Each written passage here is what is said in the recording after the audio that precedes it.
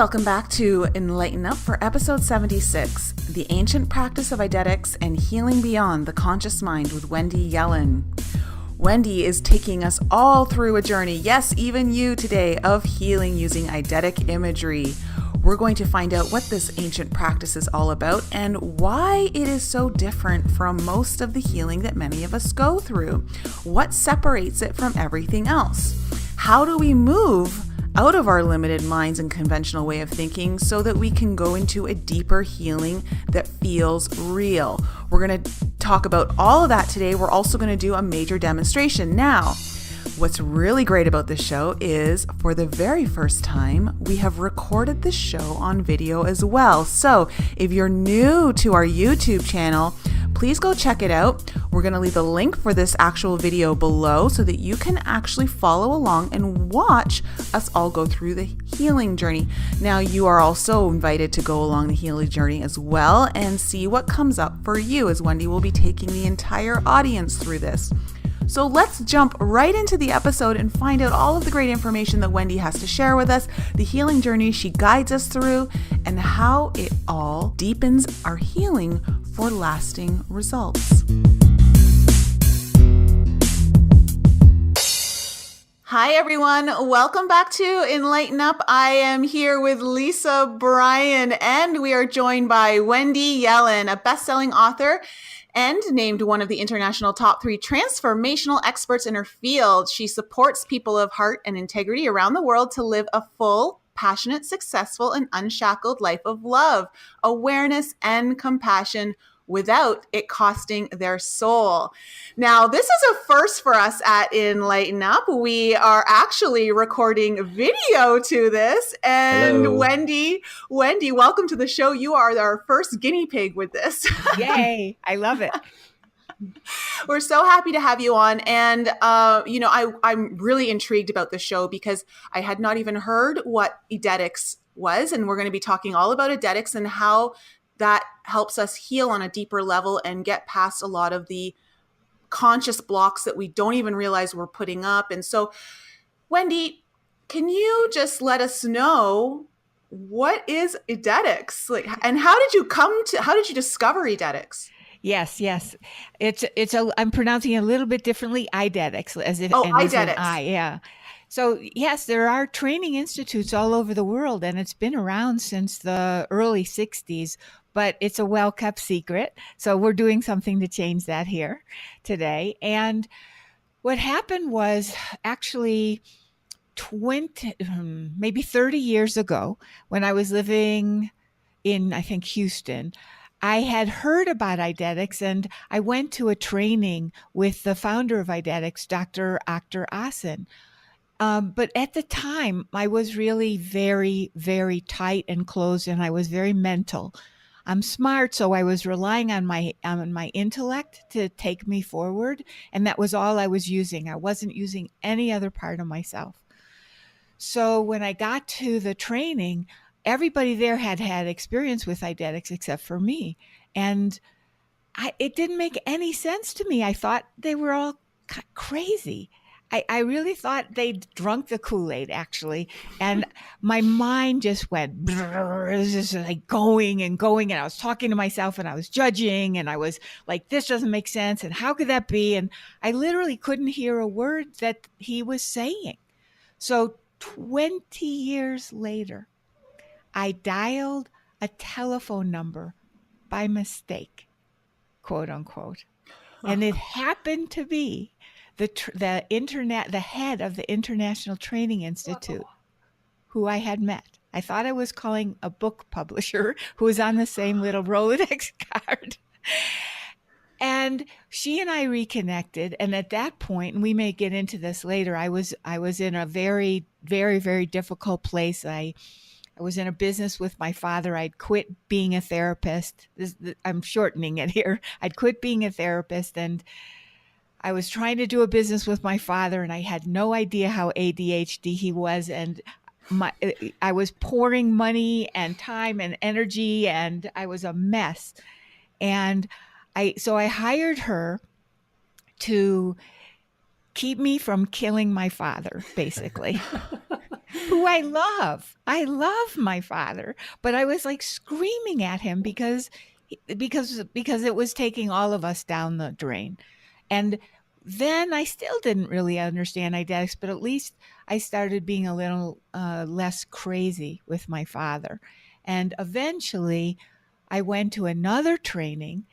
Basically the same woman said, we're going to start doing the 2-year training, 3-year training in Eidetics. Come to the opening training. Dr. Roslin's going to lead it. It's just one time. She said, I was into how easy can you stand it at the time. And she said, fly to New York, get on, take a cab. They didn't have Uber and Lyft then. Take a cab, come to my house. I will feed you.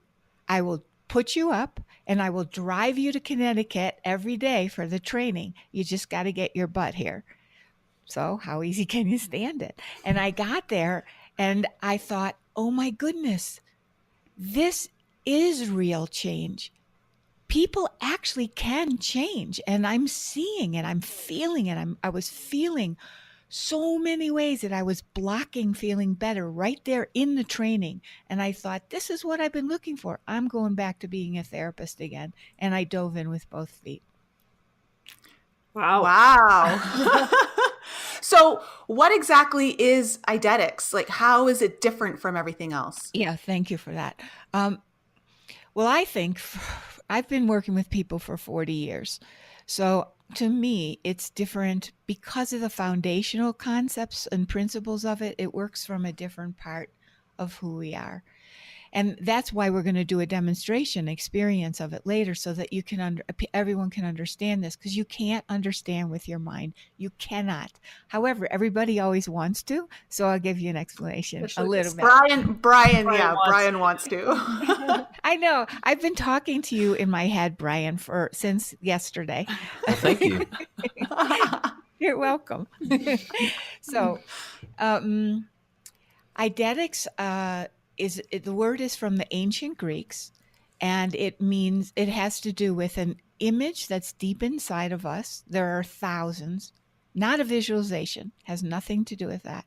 And the images have sensations, feelings, emotions connected to them, and they have loads and layers of meaning. And they're formed at times, difficult times.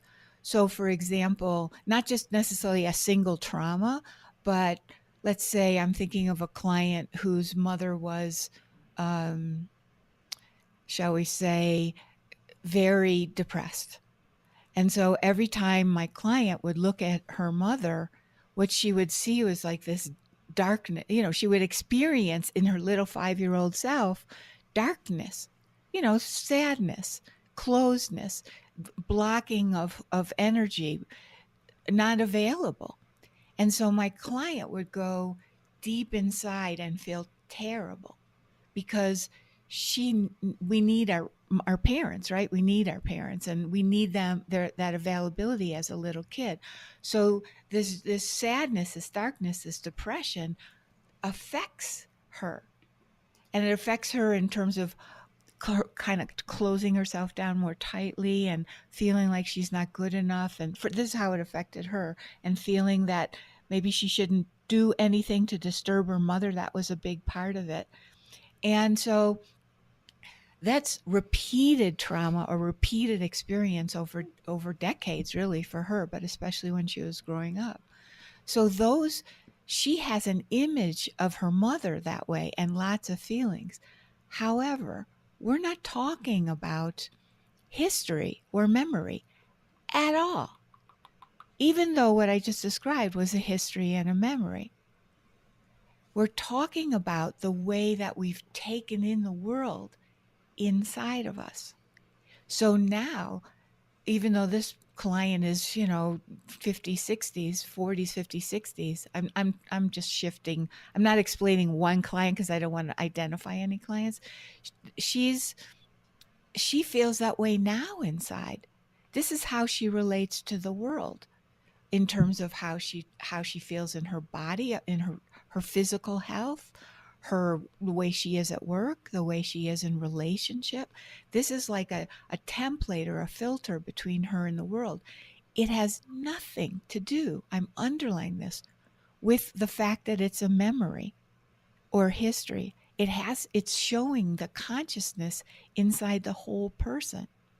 And so what Eidetics does is it goes to those places which are images and feelings and sensations with multiple layers of meaning. And instead of going to our head to try to solve it, the images themselves always tend towards healing or our potentials. And that's not so strange, because if you have a cut on your finger, if you clean it and keep it clean and you're relatively healthy, that cut is going to heal. It doesn't need us to fix it. It knows what to do. Well, our psyche has the same abilities, and I'm underlining this, it's not from the intellect. The intellect and memory and history can only regurgitate or go back to what we already know. But these eidetic images that the ancient Greeks called gifts from the gods, they're a different part of our consciousness that the ancient Greeks knew about, but a lot of people don't know about now. Most people don't know about. And yet they're profoundly healing in ways that most people have given up on. So, for example, let me give you a wonderful example. People come to me because their business isn't as successful as they like, or their relationships aren't as successful as they like, or they feel closed down, or their lives look mostly good from the outside, very good often, but they just don't feel good inside, and they know it. They just don't know what to do. So one of my very successful, at a very high level job clients, she was doing great at work, but what she had lost was something that was very important to her and close to her heart, which was her eagerness. And in the work that we've been doing, she said the other day, she said, eager is in my repertoire now. She said, it's just naturally comes to me. I started to feel eager again. And she said, I'm so glad because I missed it. So two things for our audience. When you see Lisa jump and chatter her teeth, that's light language, which she did a little bit there. But I want to remind Nicole, this is not the first time you've heard the word eidetic on our show. I've mentioned it at least 3 times. That's true. That's absolutely true. Because I have an eidetic memory, and it's very similar. Yes. Eidetic memory uses imagery. So it's interesting to hear you describe it, because it's obviously related, or the words wouldn't be the same. Yes. But it's making it a verb is obvious. It's a very different process. It's totally different. I'm so glad you mentioned that, Brian, because that's the way most people have heard of the word eidetic memory. Exactly. And this is it is similar in terms of the fact that you're capturing something and just that you have it, but everything else about it is different. You're right. I agree with you. Wow. So should we go into a demonstration and then kind of go from there? Because I feel like we're not going to really grasp this concept until we actually go through it. Because I'm kind of grasping some of it, but I feel like I'm an experiential learner myself. So I know that I'm going to understand this so much more going through it. And it's going to be really cool, I think, for Lisa and I to go through this. So for our audience, Lisa and I are going to be taken through this, but you are all going to be taken through this as well, right, Wendy? Absolutely. Yes. Yes. We're kind of like the surrogates in a way. Yes. Everybody listening is going to have their own experience, completely different. And we'll probably see that with Nicole and Lisa, with the two of you. So it sounds like this is for Nicole, Lisa, our entire audience, and not Brian. That's what I'm hearing. Yep. That's great. Okay. Is this the way you two set it up? Because I'm happy for Brian to have an experience too. If you want to, Brian, Oh no, it's okay. It's up to you. Brian, do you want to have an Yeah, experience? let's join in. Let the skeptic join in. Fire away. Okay. So, because it'll be really good, because I'm sure that, I mean, again, having listened to many of your shows, I'm sure your listeners are here for all three of you, Of course. right? Right. So your experience, Brian, will be very similar in certain ways to some of your listeners. So I think it would be really helpful. Then we We think we have one skeptical audience member, and everyone else drank the Kool-Aid, as you said. Everybody else just likes to laugh at poor Brian who doesn't get it. Oh, I get it. I don't think so. I get it. He just doesn't know we're laughing. Well, if you can see behind me, I just covered my mirror with a scarf. And he's like, "Oh, I see you covered your mirror so we don't have any opened portals happening on the show." And I'm like, "Oh my gosh." Can I ask, what was it you said what Lisa was doing was light language because I thought you were telling Brian to be quiet. No, I heard was. a little noise. She started. Lisa channels light language. It's right there. Yes, I know. Like they want. So you were channeling? Yeah, right there? When you see her, like, she'll hunch her shoulders forward. It usually is some sort of jolt of energy. My teeth chatter. And then to keep it from coming out, her teeth chatter like that. So now that the audience can see us when she, because when we're meeting people and she does that, they're like, "Are you okay?" And They always Yeah. Must be cold in the room, So- huh? like, "Are you all right?" Yeah. I'm okay. Well, I'm curious, Lisa, do you think it would be important or helpful to say what they were saying, what you were getting? Sure, we can start with some light language. They seem very eager, which they always are, I think. So, when Nicole and I always like to say something before we start anything, really, just some added love and goodness coming Grounded in. energy. So, grounded energy, yeah.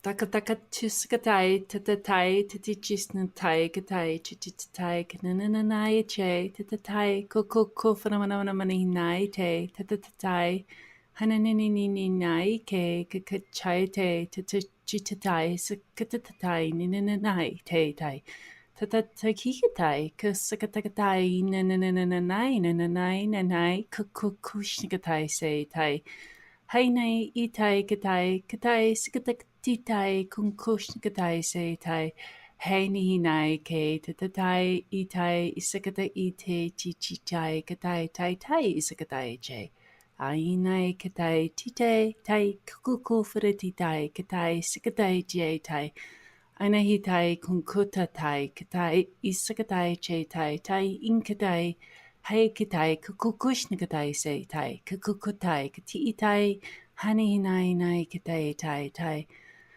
nai tai takutai tai te ite tai kutotai titite no nai tai tititai hinkatatai che tai nai tai tatatai inkatatai chitai ke. Whoa, that made me really hot. I felt that in my second chakra. Oh, I feel it in my heart. where do you feel it, Brian? I felt very soothed by that. It was. I felt like I was having a lullaby sung to me. That's how it was. It's for me. changed over time. The version that she's channeling now sounds vastly different than when it started.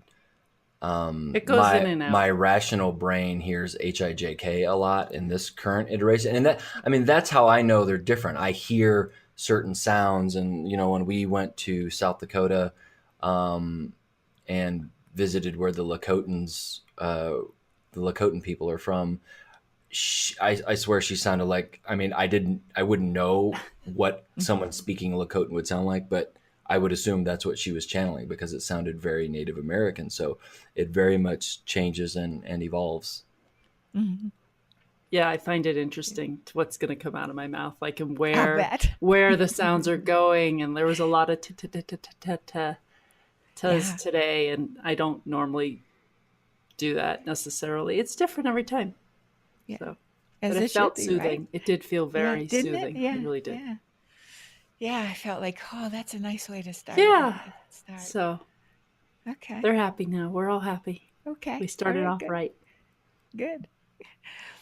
All right, so we'll go through an experience. So let me give you a couple things to know, which I will repeat during the experience that will help make it more powerful for everybody. First of all, is these images, they really have a mind of their own. Just like the finger that has a cut, it knows what to do. So if you try to control them or judge them or think you're supposed to feel good in them and try to make them look or feel a certain way, you're going to lose all the power. It's just going to be another controlled conscious mind experience. And since we already do that, all of us, there's no point. So an eidetic is coming from a different place. So that means treat it like a thoroughbred horse that's really wants to go, and let it have a mind of its own. Second of all, some people will see these images very, very vividly and have all kinds of details, and other people it'll be more vague. And unlike most of Western society, where we're always being asked to focus and concentrate and see things clearly and know things right away, that isn't how the mind works best. The mind works best when it has more freedom. So so just remember that it's not supposed to look or feel a certain way. That's also a really important part. And so it doesn't have to be vague or vivid. Don't try to make it more vivid. Just let it be exactly the way it is. The other thing is, I sort of mentioned before, even though we're going to be talking about parents in a moment, the image has to do with parents. Please remember that this has nothing to do with your parents. It has nothing to do with your relationship with your parents. It has nothing to do with whether you've forgiven your parents or not. It has nothing to do with the people who are your parents. Now, it's no matter how strongly I say this, it's hard for people to hear that because we are going to see images of parents. I'm really telling you that we're working with the way you are, each of us is inside of us. That's what we're doing. And later, after we do the experience, I'll talk not just, I know one other piece that I should say right now is it's not about meaning. Everybody now, it's so common for people to understand, okay, I need more flow in my life. Now I'm going to get more flow, right? Like Right. the exact opposite. It sounds ridiculous, but that's what we do. Or people get ideas from their images and then they think, okay, well, that's a prescription of how I'm supposed to behave now. How am I going to do that? But this is not the work we're doing. It is not about a prescription for how to behave. The images actually will help take you there. So that's too much for right now. It's not going to make any sense. So let's just go into the image. You can do this with your eyes open or closed. Obviously not closed if you're driving. I wouldn't suggest you do this while you're driving because you'll get much more from it if you're sitting still, but eyes open or closed. Here we go. See your parents in the house that you think of as a home, the house you grew up in, from a time when you're still growing up. Whether there were two parents there or not, don't try to think of a certain time. Don't pick a house. Just let your image slate be clean and allow an image to emerge. Again, the directions are: see your parents in the house that you think of as a home, the house you grew up in. Now, for some of you, this is going to take longer, so you'll need to pause. And for me, it would have taken a lot longer. For those of you who are ready, now see as you see your parents, notice in this specific image, where are they? What are they doing? And how do you feel when you see them? Again, if there was divorce or death, don't worry about that. Just see what you see. See who you see, even if it doesn't make historical sense. Now, if you want to go a little deeper, make sure that, well, let me give you another suggestion first.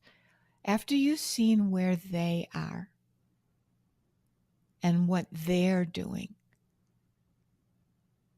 and how the young you feels seeing them, really take that in. And now notice, where are you? In this specific image, at this specific moment, what are you doing? And how are you feeling?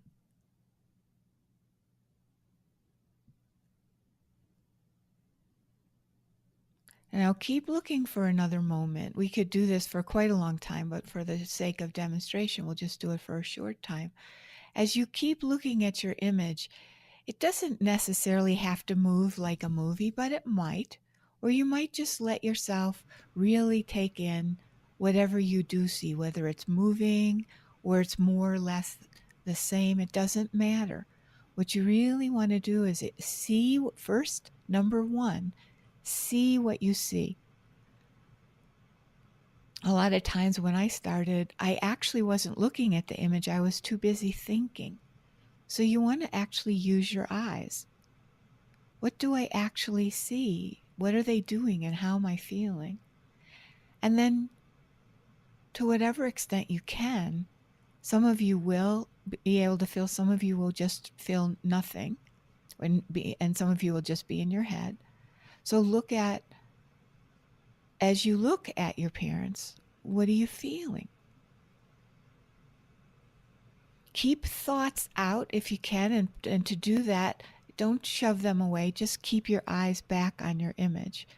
That's the way I'm suggesting that you do this work.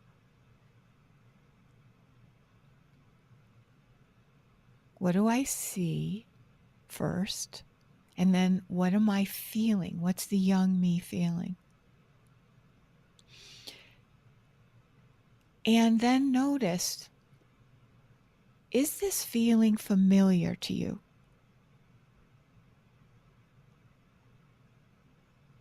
Familiar in your body, familiar in certain situations now, even if it's something that you've worked on, quote unquote, or you feel better about. But in the tougher times, is it something familiar? And notice that. Now, if there's a gap between how you feel in the image and how you feel here, then I'm really strongly suggesting that you stay in the image, looking at it and experiencing it, because like the ancient Greeks said, this is a gift from the gods, and it can be very profound for you. So come on back. I want to talk to Lisa, Nicole, and Brian and see what happened, and then we'll kind of talk about, maybe work with these, and then I'll talk to all of you in the audience and let you know more about what you might have been seeing. So who wants to start? I'm going to make some notes. I'm going to start because I want you to focus on Lisa and Nicole, because this is my eidetic memory. I can go back and see images like this anytime I want. So when I think it's more challenging I think it's going to be more challenging for you guys, because I can do this. I can see my past like a 3-dimensional model and move around the house and experience things. And, I saw my mom in the kitchen. I saw my dad in the chair reading. I felt very indifferent, because if you asked me to picture my parents now, what would I say? I would see my mom in the kitchen and I would see my dad in his chair reading, and they were just younger. But I felt very indifferent. I felt very detached, because I use this tool I've done this before. I was like, oh, what's, I can see all But those how did you things. And feel? I felt I don't know. I felt much the same I did now. So my question would be just not just for you, Brian, but for everyone that has an experience like that. So yes, you can see images clearly. And in this work, exactly what Lisa said, the point is not just to see, but to feel. Mm-hmm. And you did. And this is really key and really important. Your words were what you experience in that image is indifferent and detached.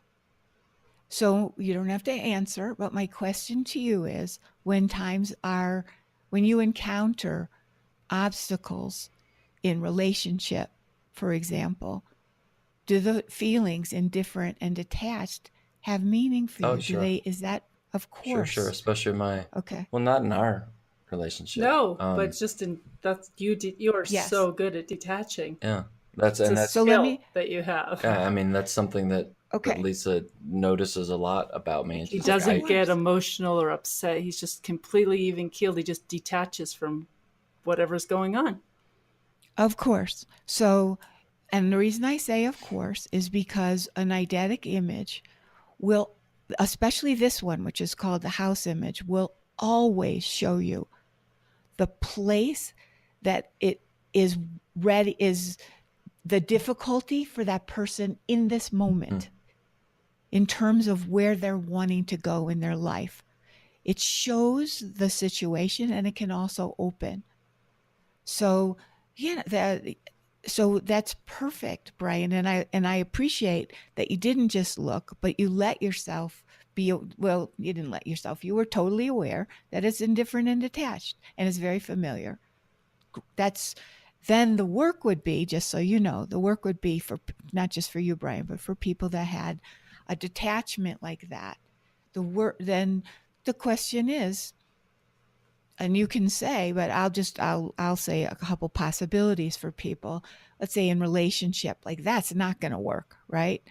If you're in a marriage or a partnership or even a business partnership, detached and indifferent is never going to work because that creates like an intense coldness in the whole relationship and a closing of the heart, and there can't be a connection in those kind of situations.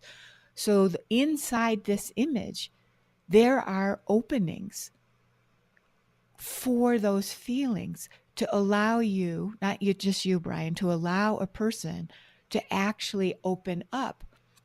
Because even though indifferent and detached were the experience as a child, now it's not productive. It's counter productive. It's against the person. Just think about what's happening to the physical heart with someone who's spends not necessarily you, Brian, but spends a lot of time detached and indifferent. The physical heart is going to close down. Like there is a tightness in the person, and so we're talking about many ramifications of indifferent and detached for a person, right? So this image is, and that's why this work is to me so beautiful. I don't know you, and yet it went straight to a place that both Lisa and Nicole were nodding away when you said it. Great. And then the work is when a person engages with it, and the people I work with want something else. Not everybody does, but the people I work with do. So then they get to access beyond all that could come through when they were kids, like indifference and detachment. It's just, when other people aren't connecting with you, you don't want to connect. Who wants to connect with someone who's not going to connect back? Okay. Okay. Go ahead, Nicole. Oh, you're gonna throw the ball over to me? Yep. Over to you. So, like Brian, I saw my mom in the kitchen, but I also saw my dad in the kitchen. It was a home that I lived in when I was 12. And my dad had just come home from work. My mom was cooking dinner and they were arguing And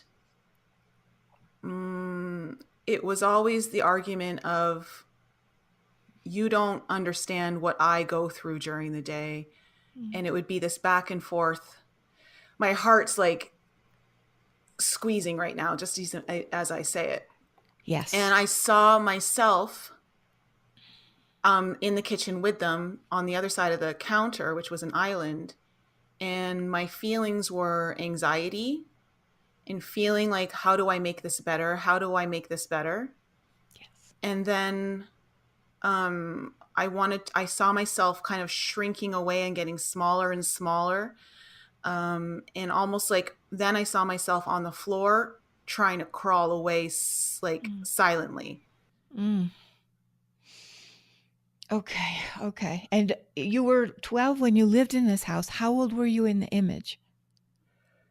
I believe I was around 12. It was in my okay. early teens, late preteen kind of. Okay. All right. So can we work with this a little? Okay. So I completely didn't do this at the beginning, but it's not a terrible thing. So I'm going to go about it a different way. What would you say is the number one thing that's an obstacle for you right now, Nicole, in your life? Maybe you're working on it, maybe you've moved on it, but it's really a place that you would like to move along further, and it's troubling you. Well, the first thing that comes into my mind was just the phrase letting go, releasing. Releasing. Okay. And can you give an example how that shows up, where you're not releasing as much or you're holding on instead of letting go? For example, how that shows up specifically, do you mind? Well, I'm currently moving through a major healing with my physical body, and it's bringing up a lot of emotions. And maybe perhaps emotions I don't think aren't necessarily mine. Some of them are, but emotions that I've held on to and I don't know how to let go of. Okay, so can you give me a practical example about how it shows up, like in relationship or in your work, in your business?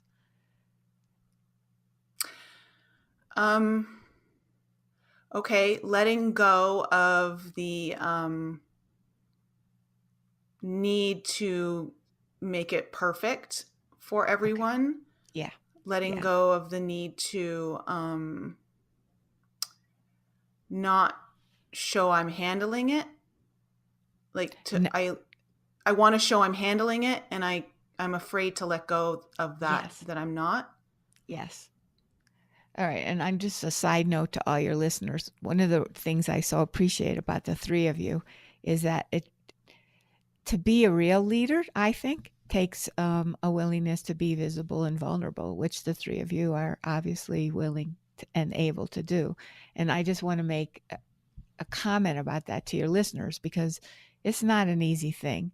And the three of you make it look easy, but it's not an easy thing to do.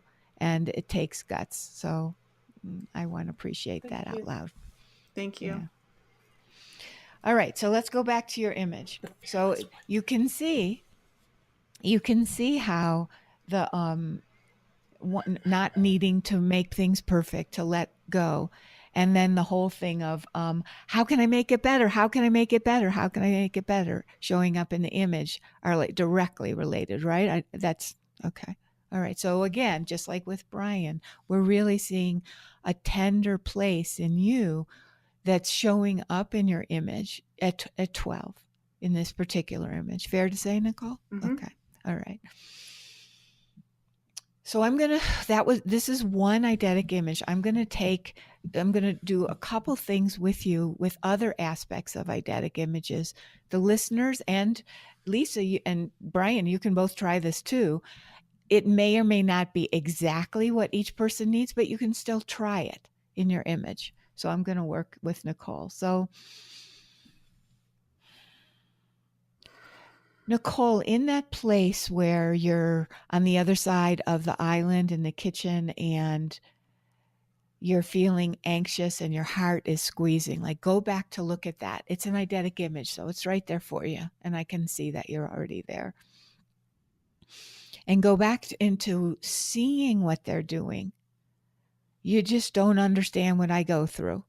And they're arguing with each other, and you are wanting, and you're shrinking, and your heart is squeezing. You're right there. Yes, Nicole, you're seeing it first and then feeling it. Mm-hmm. Okay. Mm-hmm. All right. Now see that a cool wind comes down from the heavens. It's a gift from the gods, and it swirls around the young you in the kitchen, and you can feel that coolness swirling around you. And then watch as out of you number 1 pops you number 2. Now number 1 disappears. So as number 2 pops, what does number 2 look like? First of all, to notice what number 2 looks like, and then what does number 2 do? Take your time. So number 2 is standing much taller. Yeah. But number 2 is standing with her arms across her chest, like folded and crossed. Okay. All right. What's the feeling in number 2? Give it up already? To them, you mean? Yeah. Uh-huh. Okay. So I want you to keep, don't judge the arms crossed, right? In any way. Just like let it be, because this is your imaginal realm. It has nothing to do with what you should have done or anything like that. So see and feel the taller number 2. Experience that. Experience the arms crossed. You could look through your image self's eyes and give it up already, and keep showing us what you're seeing and feeling as number 2. I just heard you're both valid. Okay. Pay more attention to what you're doing than what you're saying.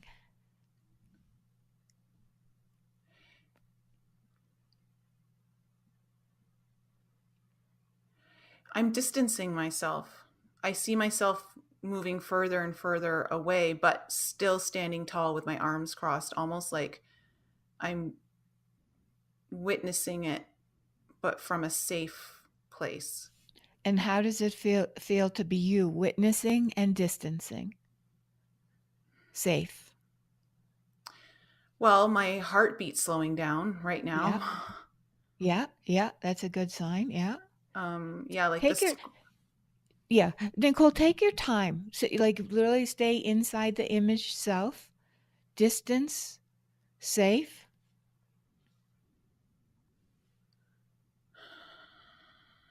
And feel your body. Look at your parents. What do you see now when you see them from this distance with your arms crossed? The kitchen's getting brighter. And how does that feel to see it brighter? It feels a little happier and a little lighter. Yes. So you keep looking, exactly. So keep looking through your image self's eyes and see the brightness. Feel what that does to the atmosphere of the house, or the kitchen at least. And see what happens. Do you see your parents, or what happens when you look at them? Take your time with all of this, because this is really helpful for you. Going to be helpful.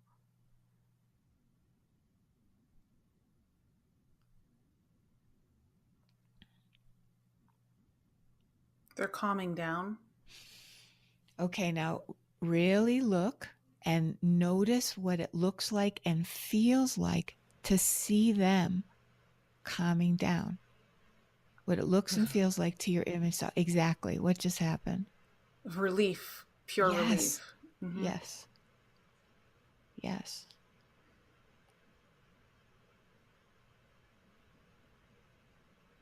We could do this for a while, but for now, let's just say one more time, tell us what you're seeing and what you're feeling now. They just hugged. Now, how do they look hugging? What kind of a hug is it? Genuine. Yes. When you see that, how does the image self feel? The whole kitchen, it's almost like there's this white light in the kitchen, and it's also a little like misty, cloudy, like not as like HD vivid as it was before, but more of like, Yes. I'm viewing it in the, I know this is going to sound weird, but I'm viewing it in the heavens and the clouds. Like, I don't know. It's like this, maybe it's that kind of energy has come in. I don't know, but that's what I'm seeing. Everything's like not as HD color. It's just. Yes. Don't interpret it. Let me just ask you this instead. When it's less HD, notice how that feels to your eyes and your body as you look at it. And your heart, your soul, really, when it's less HD. I just feel floaty, like I'm floating, like lighter. Yes, exactly. We could stay with this, but I think, shall we stop for here? Mm-hmm. Okay, for now. When we did the hypnosis with Nori Love, this is what was amazing about Nicole, to be able to get into this imagery. And I think why this exercise was more difficult for me, because Nicole has this awareness and ability to be able to see the changes. And for me, it's a picture. And that's, because of the way my memory works, it's just a series of pictures that I can look at. But for you actually are really, really good at feeling and experiencing, and maybe because I'm more detached from my feelings, but I think that's just incredible to listen to Nicole give those images and to be able to see changes. And I was just, while she was doing that, and you were asking those questions, I was kind of thinking about what I was doing, and I don't think I could have, because it was just this picture or this 3D model that I can move around, and I don't think I could have had experiences like that, who I am right now. Brian, I first of all, I really agree with you. For Nicole's first time, or even like for the 50th time, Nicole was really able to you were able to go beautifully without interfering with your image, Nicole. And that's what allowed you to go to such a deep place. And I want to talk about that in a moment. But first, I want to address what you said, Brian. The indifference and the detached, those are feeling states that a lot of people feel or don't feel, but experience. And because you're so good at eidetic memory, maybe when I work with Lisa, what I'm going to suggest to you, that if you want to, and for people, your listeners who are like you, to don't think about your image.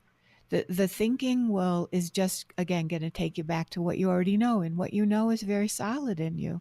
Just let yourself see, not trying to force you to feel something, because that's deadly. You just let it be alive, not a snapshot. Well, yeah, and I think that was the big key, those, and this is what Nicole was able to do in her, what Nicole was able to do when we did the hypnosis. Yes. It was like being in a movie, just listening to her describe it. It was like, wow. Yes. And yeah, that's a big difference, a snapshot versus like not just watching a movie. Nicole's there. You can just see that when she's doing these things. She was there right now. She was there then. And that's incredible.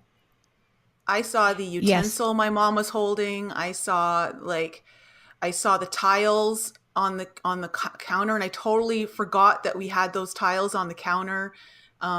It was like this blue tiles, and I saw the edge of the counter, like all the stuff that I would have never remembered had I thought about the kitchen. Yes, it just kind of showed up.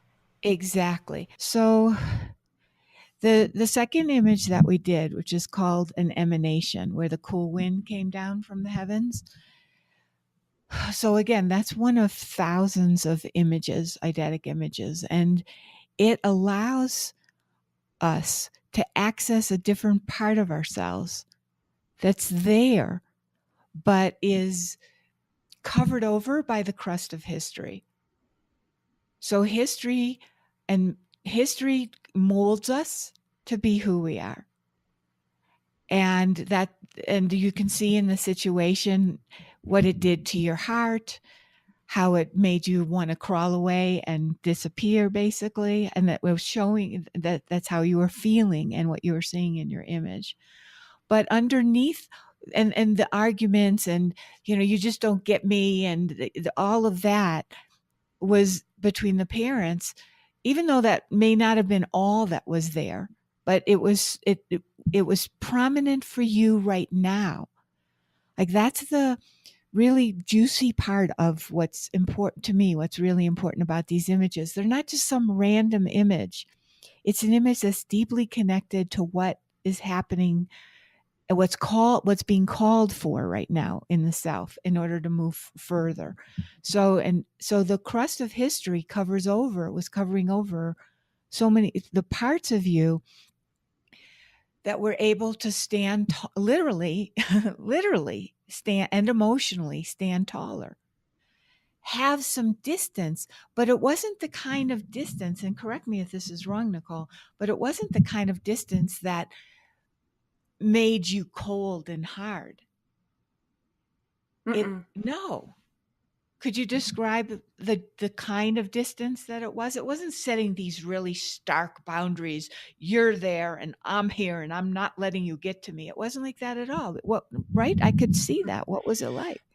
No, so this is really interesting. The kitchen that I grew up in this particular kitchen, had a breakfast nook at the end, a really large one, and it was completely surrounded in windows, skylights above it, a very open air. And that's where I was moving more towards, was getting closer to that, but still being in the kitchen watching them. So it was almost like I was moving to the light, but still being in the same room with them. Yes. Not leaving the room. Yes. So in this work, rather than go to a metaphor, which you sort of, you weren't really doing that, but rather than going to a metaphor, what you stay in is what you see and what you experience, because that's the change agent. So literally for you, the light that was always there in that image and in that kitchen became more prominent, and the atmosphere also lightened up, both light and emotionally. And then what was so powerful was then they hug, and it's a genuine hug. And what's so important about we've lost audio on you. Hold on, wait, because she's gonna come back in. She's gonna come back in. There she is. Okay. Yeah. Okay. Here she is. You're back. There you are. Okay. All right. You're back. All right. Thank you. So what's happening is that there was a genuine hug. A genuine hug. Now, what was so important about this for your image was that you didn't say, "Oh, I wish my parents would hug. I'll make them hug in the image." That's not what happened. It was spontaneous in the image, and you felt it. And you felt your heart started beating slower. It actually affected your body. Now, why is this important in life? Because if a main thing that you're working with right now, and we could extrapolate to everybody listening, that the main thing that's happening for you right now that you're working on is letting go, not trying to change things, not trying to make things be different than they are. And in this image, that's what you so desperately wanted as a kid, was for things to be different. But you can't, in my opinion, you cannot try to pretend that things are different. We have to experience the change, not in our head, not in our mind, not from our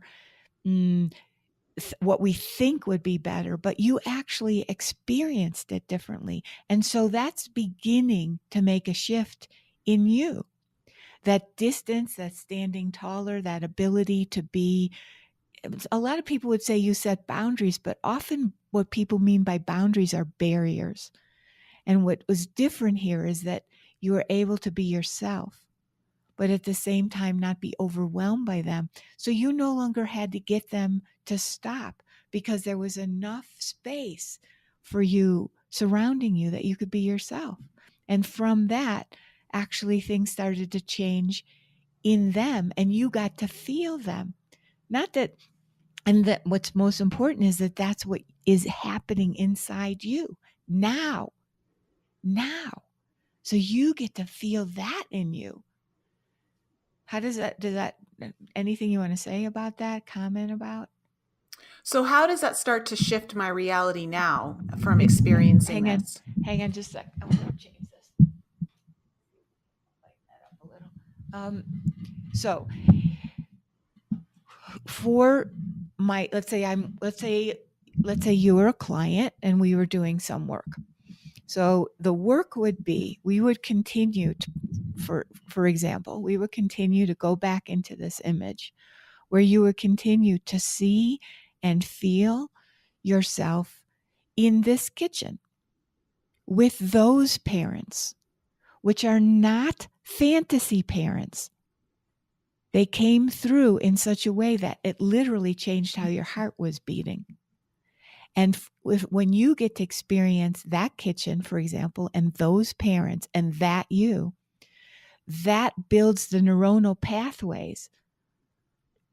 It actually opens up the pathways that have been all covered over so that you have access to that part of you, not so that you can remember to be more distant, but and to feel better, but it literally, that feeling of self starts to naturally emerge because you're connecting to it viscerally. How long does that take? How many times, for instance, would she need to do that? Yeah, of course. Like, for example, it's very, very, very possible that from this one experience, Nicole will start to see subtle shifts. And it's very, very possible, depending on what a person wants, and how blocked they are, that it could take longer. But I expect for my clients, and this is why, when I told you that story, when I finally understood what this work was, I expect people to have at least subtle and noticeable shifts every time they work and do an image. Because it can't, as long as you're not controlling it, it can't be anything but that. Again, partly because I think of the pathways, the neuronal pathways, as having like a pathway that is overgrown and has brambles all over it and twigs and fallen trees. And what the images do is they start to clear those pathways that are already there, but they've been covered over by our history, and we've been going in a different direction, so they're kind of inactive. They have messages have a harder time getting through the neuronal messages. So yeah, I expect this is for practical external and internal change. Otherwise, why do it? So are you saying that, like, for instance, say I was, I'm just going to use Brian and Lisa as an example, which it never happens, but say I'm at their place and they start arguing the way my parents were arguing. Are you saying that I would experience it differently because of the shift? You might. Let's say you've really done some real work. Okay. Yes, you would. The knee-jerk reaction to have to fix something will lessen and lessen and lessen, because that's not the way you came in. You can see how it developed just from this image. So is that, but there's more to it. Is that something you've felt, Nicole, when you've been around other people? I mean, obviously not us, but when you've been around a couple or people that were arguing, you felt that, like, that brought memories up for you? Good question. Yeah, even like in past relationships when I would have arguments with my partner, I couldn't stand it when it got like really loud and angry and to a shouting, like a more of an aggressive point state. And my instant reaction was like, I just want to shut down. I want to get smaller. And and I'm like, I can't handle this. So if I can move through and not have that feeling where I don't feel so controlled by it. Let's do a little experiment, if that's okay. I know we want to get to Lisa too, but you want to do an experiment? Okay. You want to do a little experiment, Nicole? Okay. Are we role playing here or what's going on? No, I don't do role playing. I only do Eidetics. Okay. I want you to, we didn't say this, but and we didn't talk about my, too much about my bio or anything, but I was trained completely traditionally, psychodynamic psychotherapy. I was trained in extremely traditional clinical social work at Smith. And then even when I was at Smith, it didn't seem like enough. So I started explore my thesis actually. So this is something I've been interested in forever, is how do people really change? Who cares about halfway change? I don't. I want to, if something's distressing me about the way I'm being, I don't want to just think differently about it. I don't want to make peace with it. I want to have the cells of my body different. I want to be in the world differently. So that's why I actually closed my practice for, I don't know, 10 years or something like that for a while, because I just didn't think what I was doing, even though I had a completely full practice, was enough. So then I also trained in completely non-traditional stuff, emotional release, body work, energy work, Ericksonian hypnotherapy, family therapy, all kinds of other less traditional. And then, I actually let them all go when I discovered this work, all of it, because for me, nothing touches who we are as a person the way this does. So that's why I wouldn't do a role play right now. I'm going to actually do this eidetically. Let's see if we can do a little practical thing here. So this is another part of what a way to work with an eidetic image. So Nicole, you're asking, how would this help me if, let's say, you didn't ask this exactly, but you were saying that even in relationship, the whole arguing thing would really trigger you and make you go into all the things that came up in the image, feeling smaller and wanting to go away, basically, and wanting to do something to stop it. Fair to say? Okay. Mm-hmm. All right. So go take a moment and go back and see the image of you, number 2, with your parents in the kitchen, and tell us what you see now.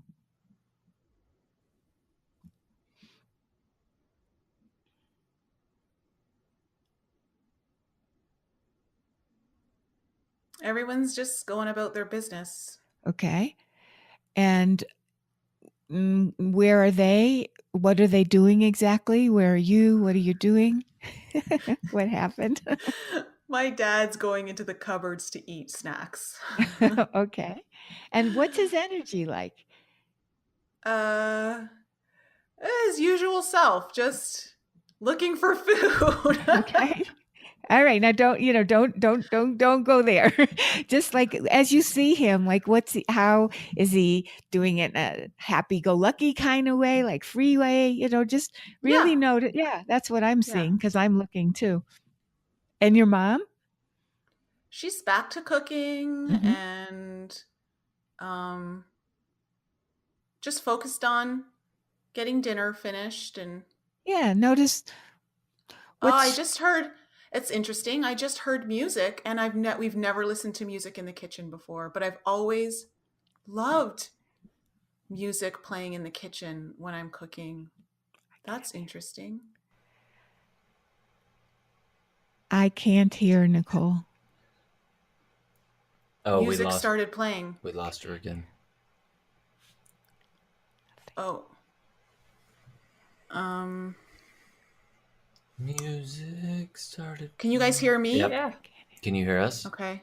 We just can't. Yeah. Yeah, we know. Wendy's gonna come back in. I think she just dropped out. Here we go. Wendy? She's coming back in. Yeah, she's There there. you go. Okay. Okay. I couldn't hear you. So what are you seeing when the music comes on? No, just it's very interesting because when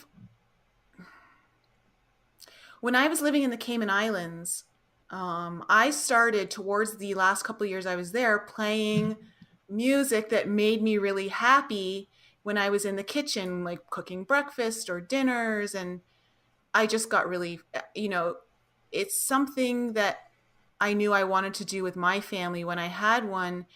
And just to hear the music playing in the kitchen all of a sudden is so interesting to me because we never listened to music in the Yes. kitchen, but it just started playing. Yes. So, okay. So now stay listening, stay in your image, let yourself hear it. Try not to think about it, just experience the image. And where are you and what are you doing?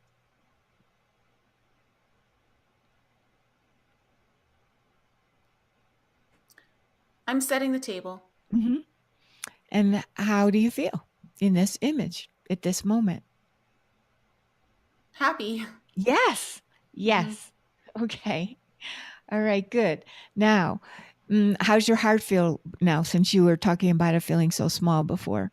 How does it feel now? Open. All right. Now we're going to now do a different aspect of an image. So take this whole image, which is image and feelings, and just keep it in the back of your mind. So it's kind of running in the back like a waterfall always runs, even though you may not notice that it's running, but it's always running, right?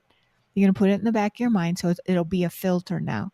Mm-hmm. And now see a situation which has triggered you with in a relationship where you just, felt like you had to control it or make it be a certain way, couldn't let go of it. See, and don't think and see the image of you and that person. So it's not a memory, Nicole. You're actually letting it have a life of its own and you're seeing you in that person, but you're keeping your cupboard music image, dad looking in the cupboard's music and you being happy image in the back of your mind, and see yourself with this person that you were or are in relationship with. Mm-hmm. Keep watching your relationship image. Let it have a mind of its own. It's not a memory. Just see it, and keeping that other image in the kitchen image in the back of your mind, and tell us what you actually see with you and this person. I wrapped my arms around his neck and smiled and just fell into his chest. Now notice how he looks, how you feel with your arms around his chest. He's smiling and feeling proud. You look surprised at that. So don't think about it. Just let yourself feel. Because that's not something I would have thought, Exactly.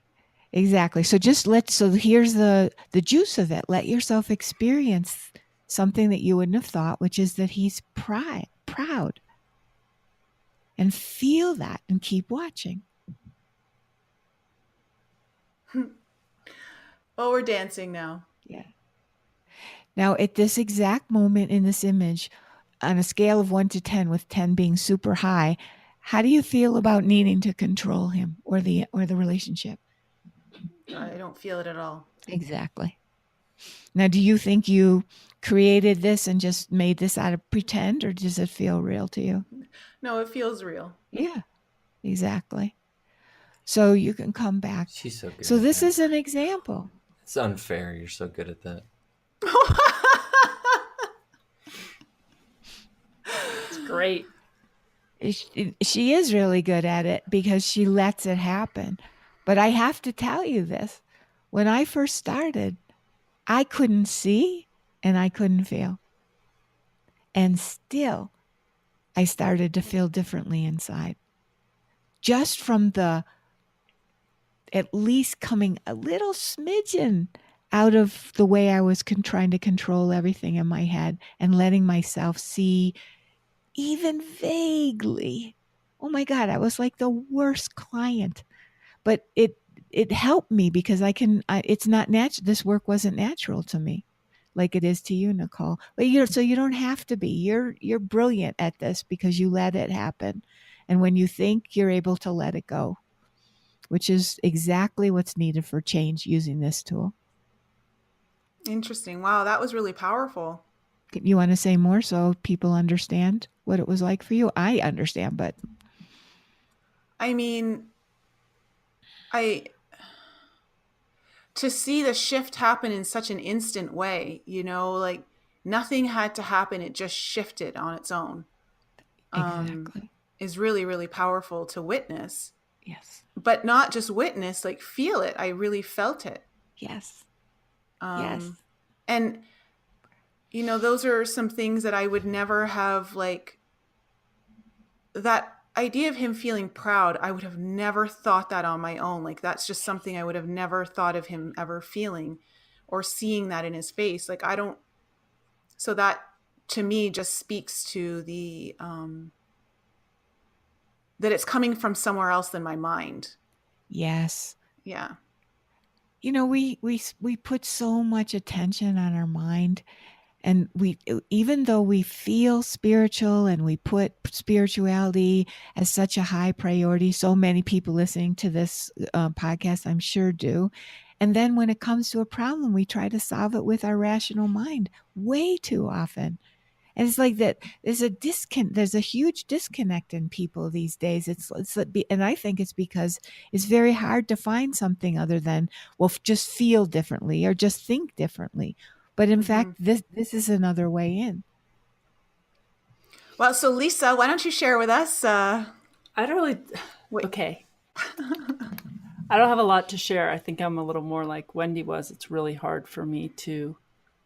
I think my mind just takes over too much, and I had a less than ideal family mother-father situation, so that was difficult. Like I wasn't sure where I was going to go, and then you had said, "Don't really think of an image." So I was trying not to think of a memory. I was just trying to see where I showed up, and so I showed up at the house that I grew up in until I was about 10, and my mom was there. I walked in the house like I had been gone because I spent most of my time at my grandmother's. I'm surprised when I was you that didn't young. see your grandparents, actually. Well, she said parents, so I think I was honing in on my mom. Okay. And because I lived mainly with my grandparents during the week and would come home on the weekends. Yes. And I saw my mom, and she was in the kitchen. I couldn't see her right away, but I could hear her because the way the door, the living room was there and there was a wall around the kitchen. I had to walk around, but I knew my mom was in there, and I just felt really happy to see. My mom was really happy to see me, and I was really happy to see her. I just felt actually a lot of love. And then I was really trying, like, okay, I'm not trying to go to a memory here. And then I found myself just in a memory of my mom just like sitting on the front porch. Again, when I came home, got dropped off, and she was just so full of love to see me. She was so happy to see me. Wow. And that's really all I could get. Wait, my rational mind wanted to say so many other things. And I was like, all I feel is love. Okay, so this is great, Lisa. So let's talk about this. Let's get your rational mind have its voice. So the rational mind was saying, basically, I'm going to guess the rational mind is saying something like, "Well, that didn't happen very often," or "That's not the way it was." Is that what you're saying? No. Okay. No. I thought you said it wasn't that you had a lot of difficulty in your childhood. But my mother really loves me, and I was the light of her life. And so every time she saw me, she was really happy. So that's real. So that is true. That is real. Now, other than the fact that, my mom was an alcoholic, there was a lot. I'm the youngest of 8. All my other siblings have a different father. I felt very disconnected from my family. I lived away came back. There was a lot of other stuff. My mom is, depressed and struggling, usually Yeah. not happy, like always worried. I feel like if I had to just go back and think about it, I would think that she was always worried about money and our lights being turned off and getting food on the table and just all that stuff. Yes. But all I could feel when I saw her was love. And all I Okay. felt was how happy she was to see me. Okay. All right. So can we go into this a little Sure. bit? Okay. So like I asked Nicole, and I really should have asked this right at the beginning before we started, but what would you say the number one thing is that is up for you these days that you're wanting to experience a shift in inside yourself? I think right now for me, it's like a sense of purpose. It's like, I feel like I've somehow shut this big part of myself off. I can't really, it's hard to explain. And I don't, I'm trying to turn it back on. Like it Can was you give never us turned on, or it's been off since I was very young. Like I'm so focused on everybody else that I never was really focused on me, like what my needs were and what I want. Okay. All right. That's really helpful. Okay. So now see that go back to your image and see that you're coming home or the memory too. You can go to either one, but if you're going to the memory, then I'm suggesting you leave it as what's called a memory image. So you're actually looking at it and experiencing it. Pick one. Okay. Which one are you going to go to? I'll go to the non-memory, just okay, coming the image. home. Okay. So, my mom's in the kitchen. So see that you're coming home, your mom's in the kitchen and you're seeing her and she's so, like you said, she's so happy to see you and it's pure love. Mm-hmm.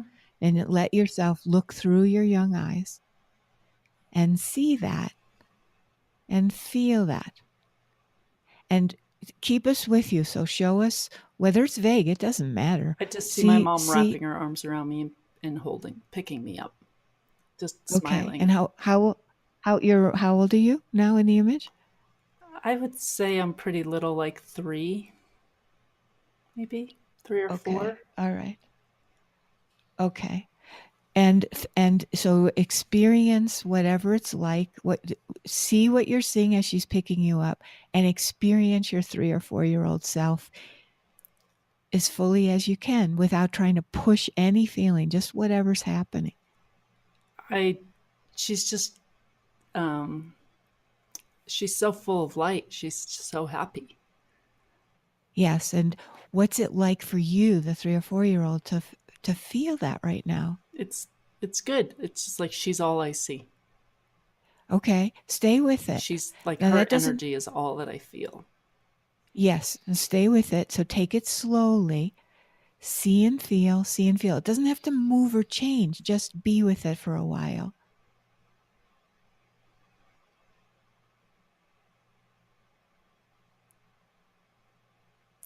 Yeah, I just feel like I have this little hood on. She's trying to get my jacket off.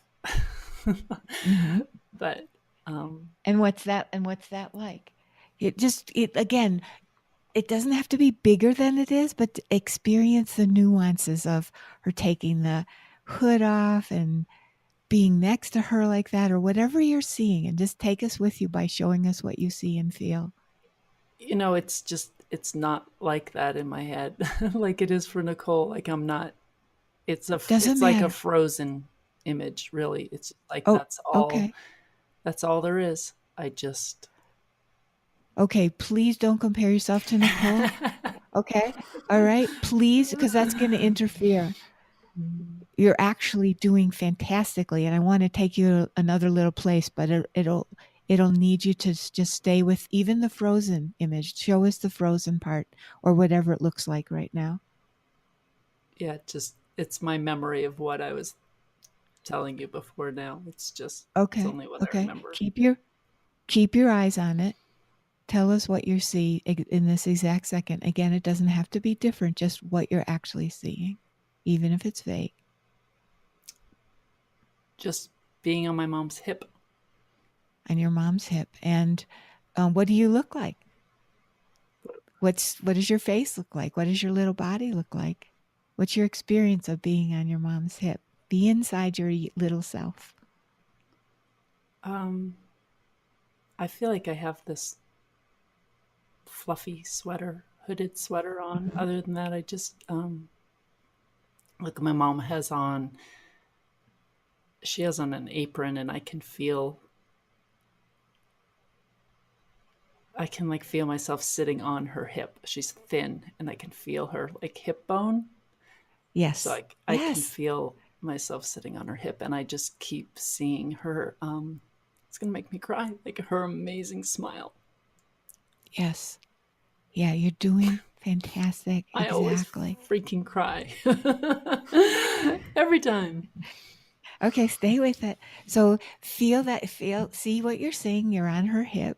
You can see that beautiful smile and all that love.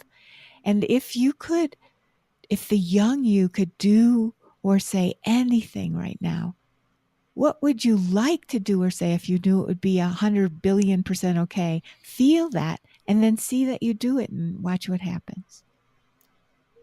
I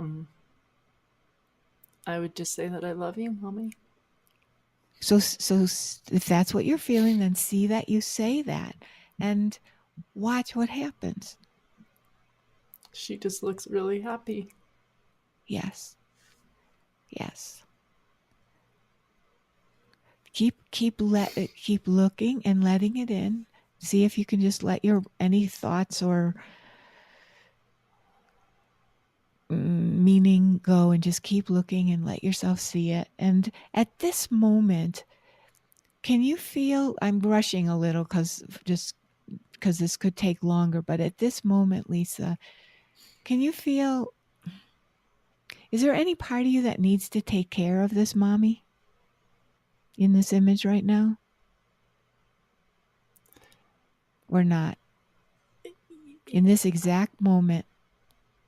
I feel like I know how happy I make her.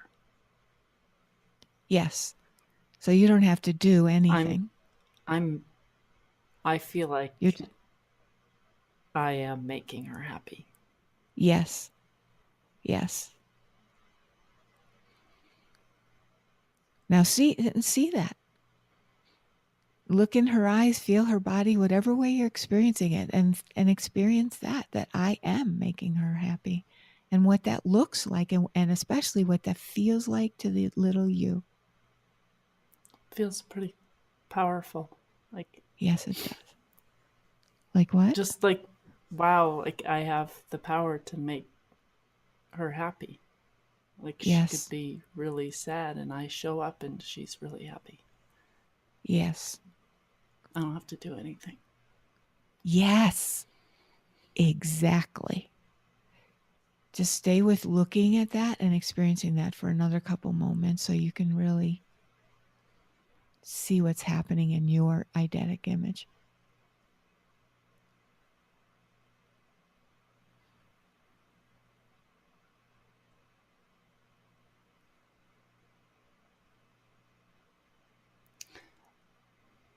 I feel like I'm going to get down off my mom now. Like, yes, exactly. I'm going to go run into the living room and go play with my siblings. Yes. Yes. Okay. See that. That's what I have been seeing for a while. See that and feel what that feels like to leave her and go and play in another room. Yeah. I feel fine. I feel good about it. Like I'm energized and excited now to go see my siblings. I've moved on from my mom.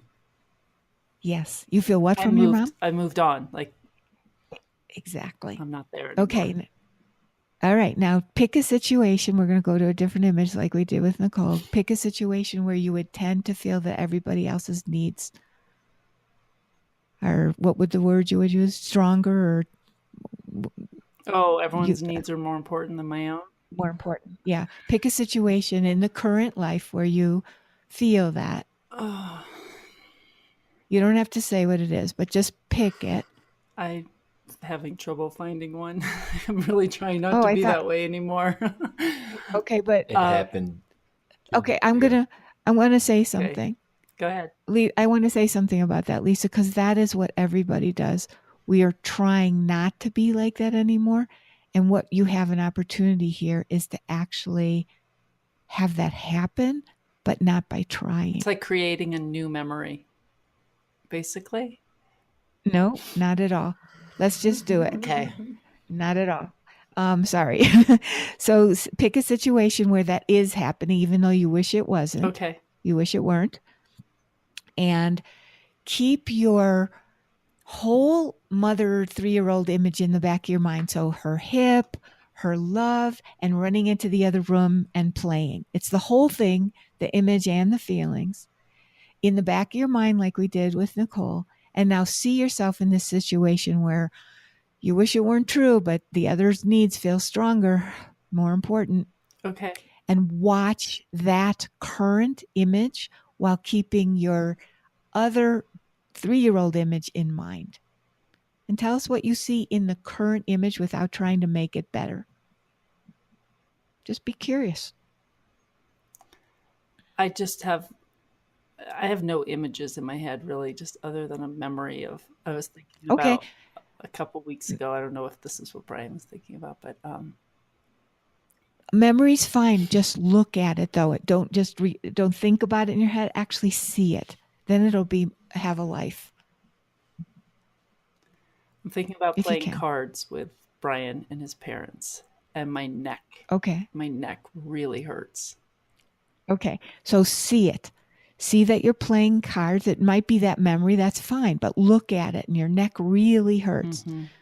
Now put that image of you with your mom and the playing image, the whole thing in the back of your mind, feeling it, and then keep looking at the image of playing cards with Brian and his parents. Just see what happens to the memory image. What do you see? What do you feel? You might keep more of your attention on your eidetic image from 3-year-old than your attention is on the playing cards image if you can. But you want to have both.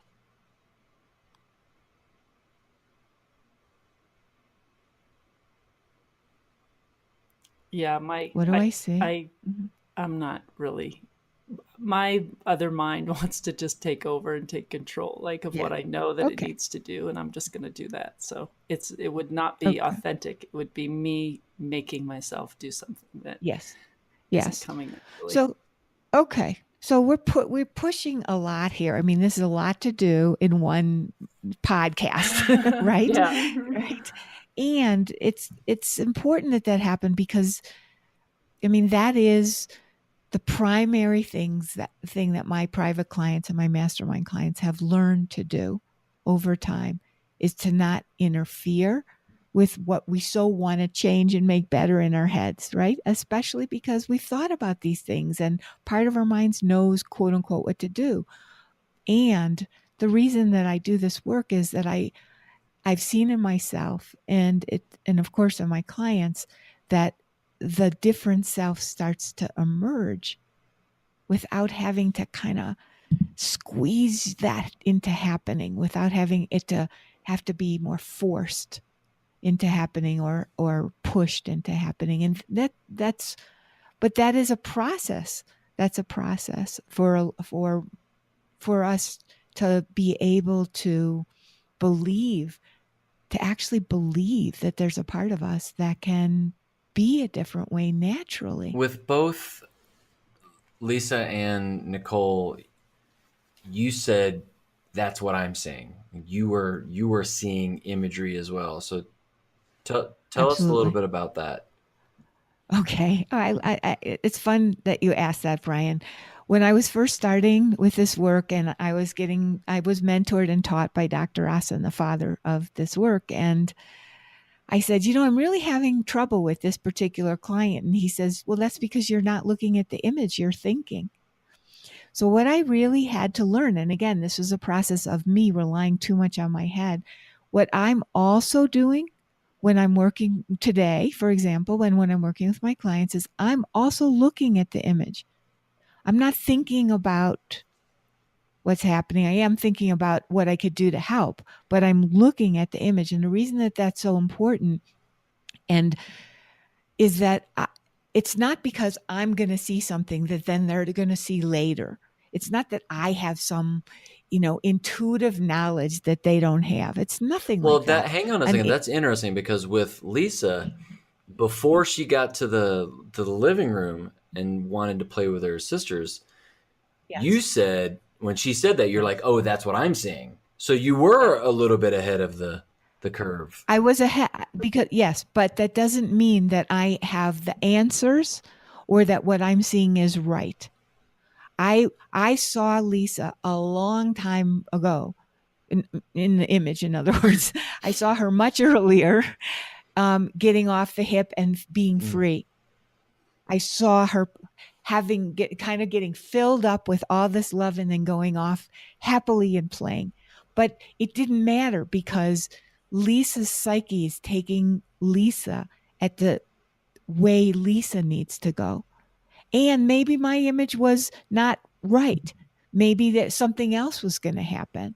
Sometimes when my clients are working, when they're working in the mastermind and they're seeing each other's images, a lot of times a client will see someone else's image and they'll see something that person was actually seeing but didn't quite realize it. And it opens the mind more. We all have our own resistance to, this is such a strange thing about being human. We say we want something and then we fight like crazy against it, right? Oh my gosh, I'm going to come back. I'm circling around here, Brian. So one time when I was working with Dr. Asen, what I realized was I was starting to feel better inside my image and inside my body. It was by phone. He was in a different state and literally like New York State, not just state. And I didn't want him to know I was feeling better. I barely wanted to admit it to myself, which is nuts because I was paying him to feel better. But this is what we do. So the images will always take us to our potentials if we don't interfere with them. Again, like the finger. And we're going to defend against change in an image because that's not how it was. But the thing is, we're not working with history. We're working with the person right now. We're working with our deepest consciousness. So when another person, let's say one of my mastermind clients sees an image, let's say they were watching Lisa's image, they might say, oh, I'm seeing this. Excuse me. And hang on. And because the other person isn't as defended against feeling better in that situation. Because I'm not defended against feeling better for Lisa or Nicole or you. I'm only defended against feeling better for myself. So it's like a positive Trojan horse kind of coming in with a gift. Does that make sense, Brian? Is that? It does. I went to a lot of different places with that, but yeah? Yeah. Okay. Can I say something? Please do. I just thought it was very interesting. It just popped into my mind when you, Wendy, said, Lisa, when you finally got off your mother's hip, and I just had that sense of being attached at the hip, coming in, and that you had freed yourself from that attachment. So wait, Nicole. So let me really say something about that. Were you sitting on mother's hip as Lisa, or were you thinking about her image? And were you thinking about, were you actually inside the image feeling squirmy, like I got to get off, like I'm attached at the hip? Or is that more of a thought or interpretation? It was just something that came into my head. Okay. So this is so important. So Lisa, did you feel like you had to free yourself at that when it was happening in the love part? Not later, but at all in the beginning. I'm going to really show you something super important about the mind here. I'm getting stuck on the word have. I feel like I had to free myself? Yes, that's the word. No, That's the word. I didn't. I just No. felt like it was time to get down. Like And the moment was over and it was time to get down. yes. So Nicole, I hope you don't mind my doing this, but it's so okay, good. It's so important what you're doing. So the contribution of this work is that it starts with an image, then there's many feelings that are inside of that image that come from that image, and then there's multiple layers of meaning. But the change happens because of staying in the image and the feelings, the image and the feelings. The minute you go to possible interpretation, you lose the possibility. So if you go into Lisa's image co-consciously, you will see that in the hip place, it's nothing but love. There's nothing but love. Right, Lisa? Right? There's a deep experience of connection and love. And so it's really important to just stay in the image.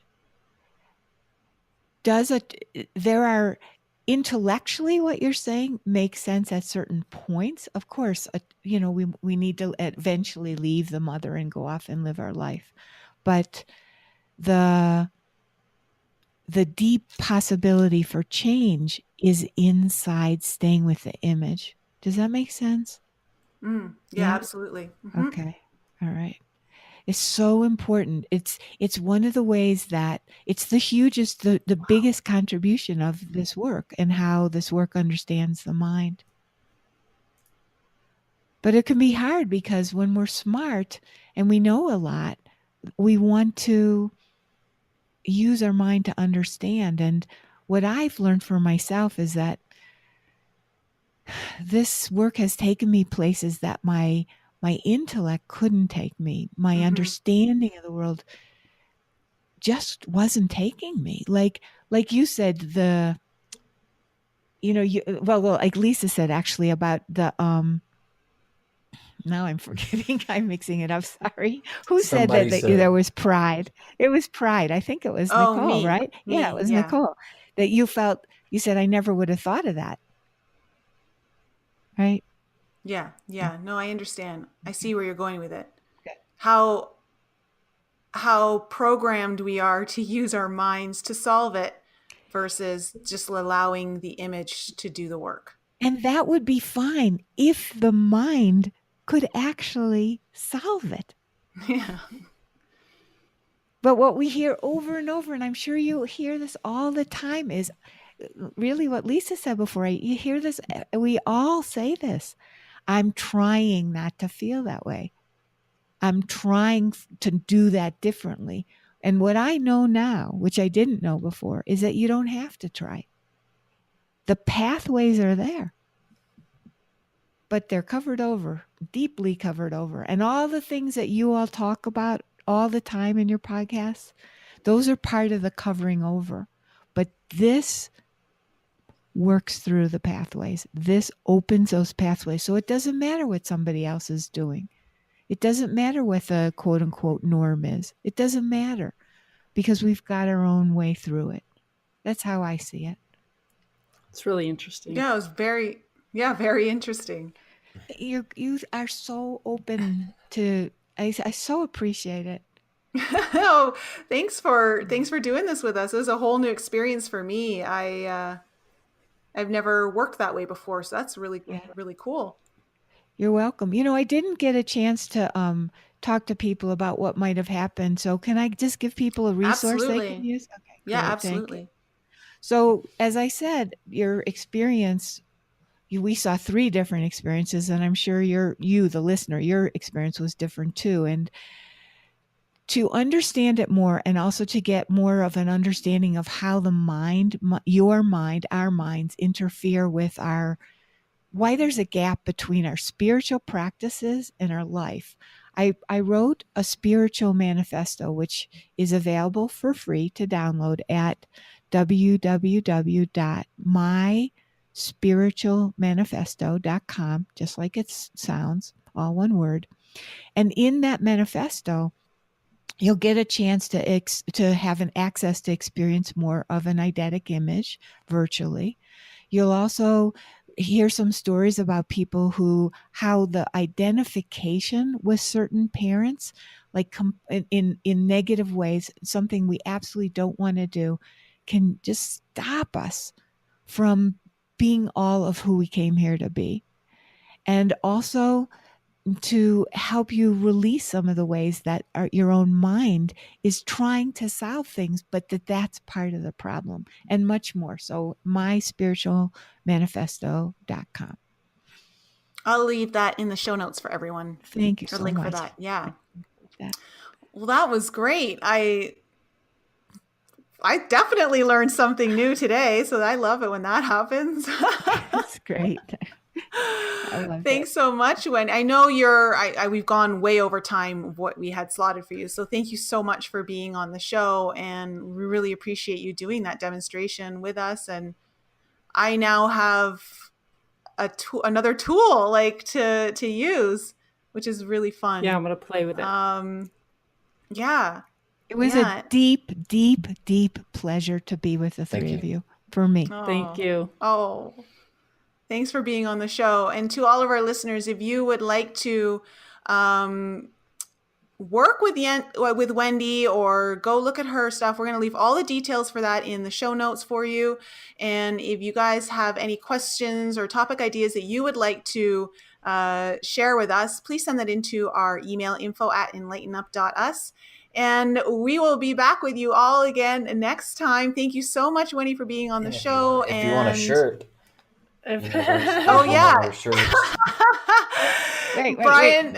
My higher self is smarter than your honor student, so this is one of your shirts you can buy. We are. So we have shirts available with cute fun sayings on them that people can go to.